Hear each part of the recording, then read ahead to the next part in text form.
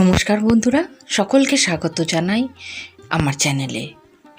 আজ চলুন ঘুরে আসি ডোমজুড়ের ভান্ডারদহের তারামা মন্দির থেকে। শীতকাল মানেই একটু মন কেমন যেন উড়ু উড়ু করে। চারিদিকে ক্রিসমাস, একটা বেশ ছুটির মেজাজ, চারিদিকে পিকনিকের আমেজ। এর মাঝে কাছাকাছি যদি কোথাও ঘুরে আসা যায় তাহলে সত্যিই মনটা খুব ভালো হয়ে ওঠে।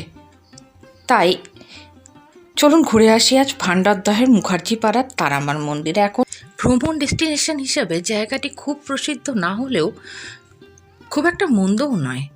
তার সাথে পাবেন তারামার আশীর্বাদ। তবে হ্যাঁ, অবশ্যই দুপুর 12:30টার আগে পৌঁছতে হবে, না হলে কিন্তু ভোগ আরতি হয়ে গেলে মায়ের দর্শন পেতে আপনাকে ঘন্টা 2 অপেক্ষা করতে হবে। প্রশ্ন আসে যে কিভাবে এই মন্দিরটায় পৌঁছবো। কলকাতা শিয়ালদহ থেকে আসতে হলে সাঁতরাগাছি ধুলাগড় বাস ধরে সরস্বতী ব্রিজে নেমে ব্রিজের তলায় আসবেন। তারপর টোটো করে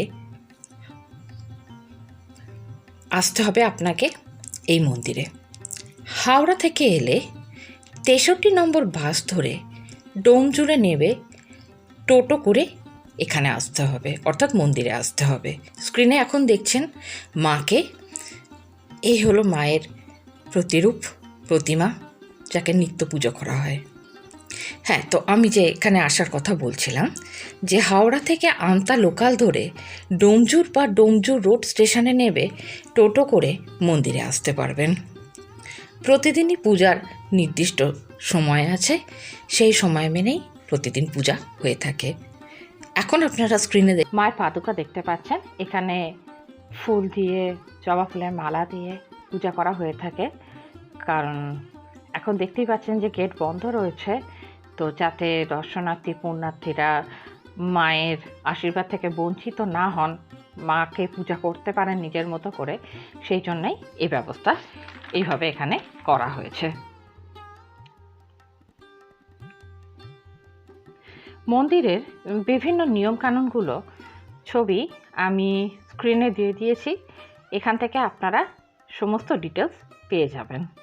কখন পূজা দিতে আসবেন, পূজার সময় কীরকম, কি কি নিয়ে আসতে পারবেন, মন্দিরে কি কি নিয়মাবলী রয়েছে, এসব কিছুই এখন আপনাদের স্ক্রিনে আপনারা দেখতে পাচ্ছেন। মন্দির খোলার সময় সকাল 7টা থেকে দুপুর 1টা পর্যন্ত, বিকেল 4টে থেকে 9টা পর্যন্ত। আরতি হয় সন্ধ্যা 7টায়। ওখানে মোবাইল নম্বরও দেখতে পেয়েছেন নিশ্চয়ই, সেই মোবাইল নম্বরে আপনারা কথা বলে আগে থেকে টিকিট বুক করে রাখতে পারেন পরের দিনে খাবার জন্য। এবার দেখুন, আপনারা যারা ধূপ মোমবাতি কিনতে চাইবেন ওখানেই ব্যবস্থা আছে, আবার বাড়ি থেকেও আপনারা নিয়ে যেতে পারেন। 12:30টা নাগাদ ভোগ আরতি হয়। আর কেবলমাত্র প্রতি বৃহস্পতিবার ভোগ খাওয়ার ব্যবস্থা আছে, ওখানেই বসে ভোগ খাওয়া যায়, টিকিট পাওয়া যায়। সেক্ষেত্রে 12টার মধ্যে আসার চেষ্টা করবেন। ভোগ উৎসর্গ করার পর মায়ের ভোগ প্রসাদ দেওয়া হয়। এখন স্ক্রিনে দেখতে পাচ্ছেন যে টেবিল চেয়ার রয়েছে, এইখানে আগত ভক্তবৃন্দরা বসেন এবং ভোগ পরিবেশন করা হয়, সকলকে ভোগ প্রসাদ দেওয়া হয়। ভোগ প্রসাদের কুপনের দাম 35 টাকা। যদি বেশি সংখ্যক মানুষ যান একসাথে, আগের দিন একটু আগে স্ক্রিনে যে ফোন নাম্বারগুলো দেখছিলেন সেখানে ফোন করে কুপন বুক করে নেবেন। নাম্বার স্ক্রিনে রয়েছে, আমি ডেসক্রিপশানেও দিয়ে দেবো, যাতে আপনাদের যোগাযোগ করতে সুবিধা হয়।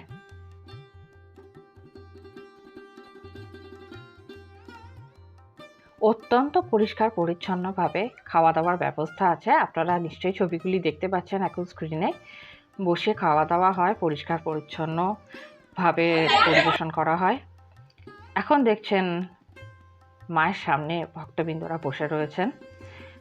যেহেতু ভোগ আরতির পূর্বে যাওয়া হয়েছিল, তাই মায়ের দর্শন পাওয়া গেছিল।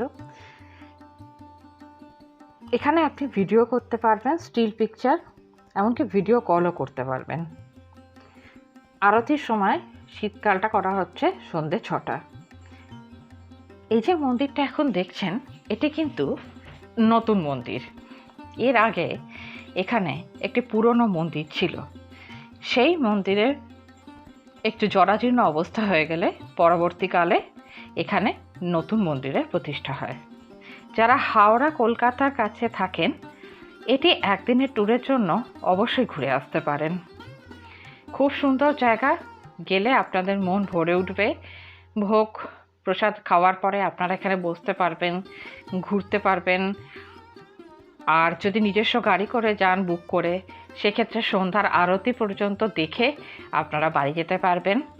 এখানে সমস্ত রকম যাতায়াতের সুবিধে রয়েছে, টোটো রয়েছে, হয়তো ভাড়া একটু 20 টাকা নেবে, বাট আপনাদের কাজ ঠিক নিশ্চয়ই হয়ে যাবে। কেমন লাগলো?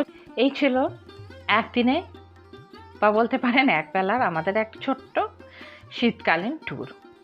আপনারাও চাইলে অবশ্যই যেতে পারেন। এই পরিবেশটা আপনাদের মনকে একদম ভক্তি আনন্দে ভরিয়ে দেবে। ভিডিওটি কেমন লাগলো অবশ্যই জানাবেন। আপনাদের মতামত আমার কাছে সর্বদাই মূল্যবান।